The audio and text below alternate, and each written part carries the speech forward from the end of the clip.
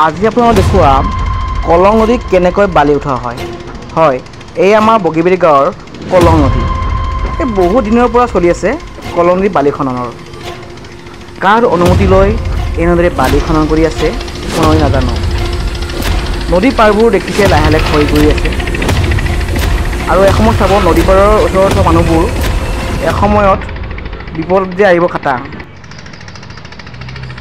এইবোৰ নিউজ কৰিবলৈ কি নিউজ চেনেলবোৰৰ সময় নাই নেকি? কলং নদীৰ পানী কমিলেই এনেদৰে চাৰিটাকৈ মেচিন ভেল বা নাৱত বহাই বালি উঠায়। গোটেই নদীটো আপোনালোকে লক্ষ্য কৰিব যে চব মেচিনে দেখিব, চবফালে মেচিন বালি উঠা মেচিন। মই দেখালোঁ আমাৰ যিহেতু ফেচবুক চেনেল হয়, দেখালোঁ আপোনালোকক। ৰ'ব এটা কথা কোৱাই নহ'ল। এই মেচিনটো বান্ধিবৰ কাৰণে দুয়োফালে ৰছী লাগিব নহয়, নহ'লে গুচি যাব নাও ধাৰত। পইচা দিয়া হয়, যাৰ গছত বন্ধা হ'ব তেওঁক পইচা দিয়া হয়, 500, 1000 এনেকৈ দিয়া হয়।